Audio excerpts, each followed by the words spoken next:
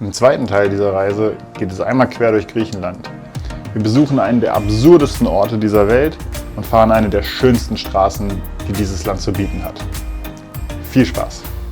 Im zweiten Teil unserer 4-wöchigen Reise durch Italien, Griechenland und den Balkan starten wir in Griechenland auf der Rio-Antirio-Brücke.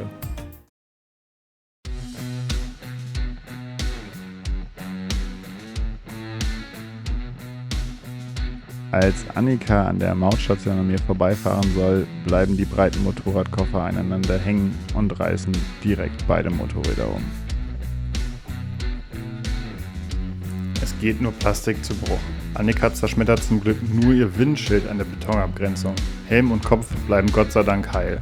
An meinem Motorrad wird der rechte Koffer getroffen und lässt sich nicht mehr fest ans Motorrad bringen.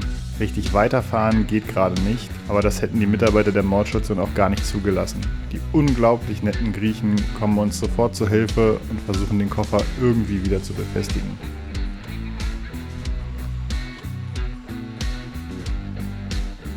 Leider schaffen wir es auch mit ihrer Hilfe nicht, den Koffer zu reparieren. So bleibt uns nichts anderes übrig, als ihn so gut es geht festzubinden.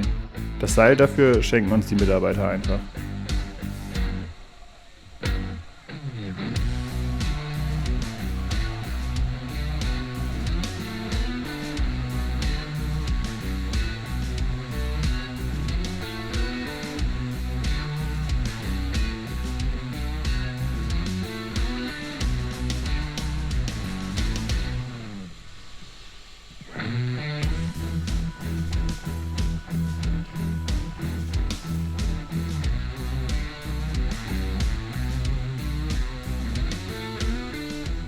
Noch etwas geschockt, dafür mit freier Sicht fahren wir weiter.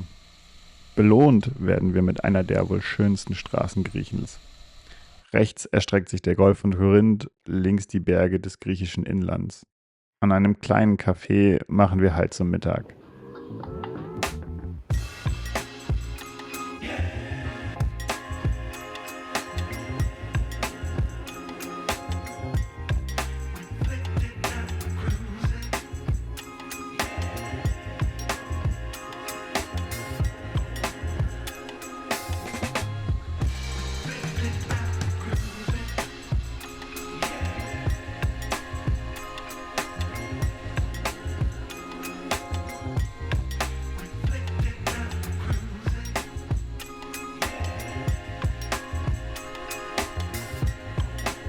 Wie gigantisch diese Strecke ist, lässt sich kaum in Worte fassen. Man hat das Gefühl, übers Wasser zu gleiten, während die Landschaft sich ständig verändert.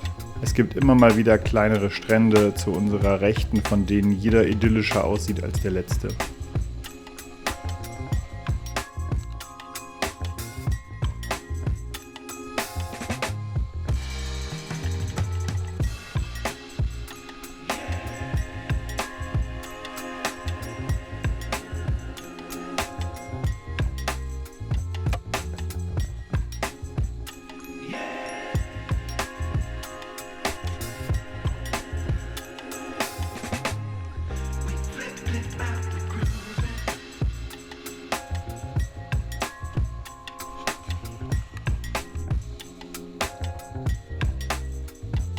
Auch der zweite Teil des Tages lässt uns immer wieder staunen.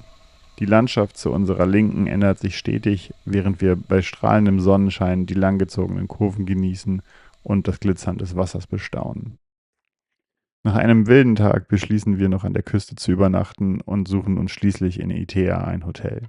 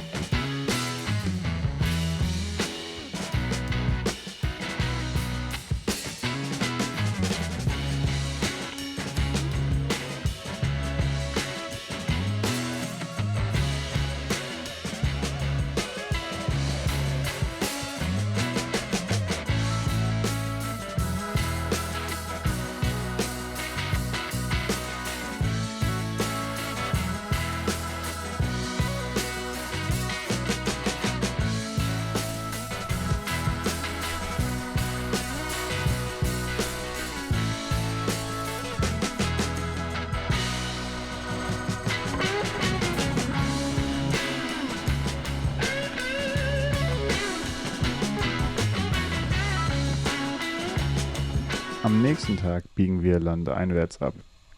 Die Strecke weiter entlang der E65 führt uns in die Berge. Vormittags genießen wir noch das sommerliche Klima und die gigantische Landschaft der griechischen Berge. Nachmittags wird das Wetter leider rapide schlechter. Mehr oder weniger in Wolken erreichen wir, nachdem wir in Lamia versucht haben, ein neues Windschild zu bekommen, Loutra Ipatis. Die Schwefelquellen, für die die Stadt bekannt ist, sind leider schon geschlossen. So trocknen wir unsere Klamotten so gut es geht und hoffen am nächsten Tag, dass das Wetter in Richtung Norden besser wird.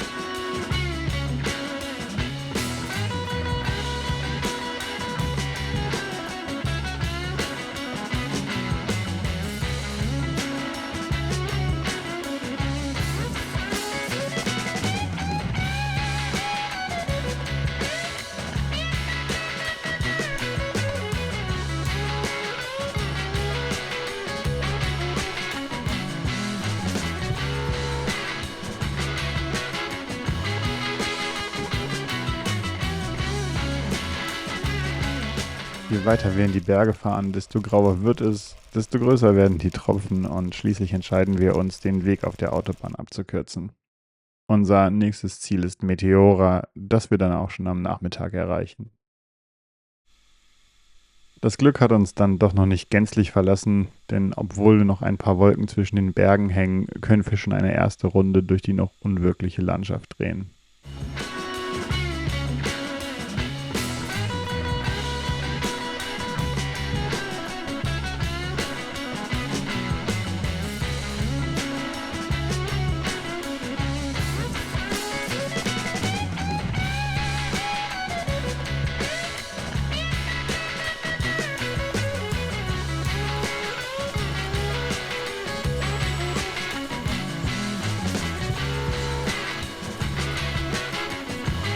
Noch am selben Tag machen wir uns zu Fuß auf, die Landschaft zu erkunden.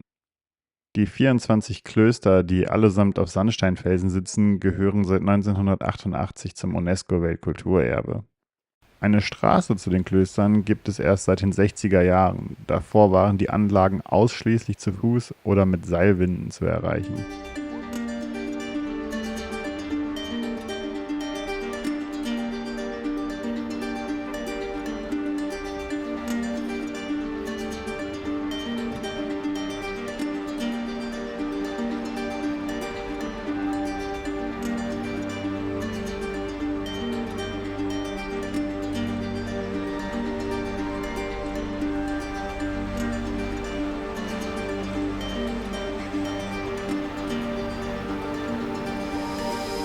Wir stellen schnell fest, dass die Gegend zu weitläufig ist, um sie zu Fuß zu erkunden, und so beschließen wir am nächsten Tag, uns dem Strom der Busse und Camper anzuschließen und einen Teil der Panoramastraße zu fahren, die zu den 6 noch bewohnten Klöstern führt.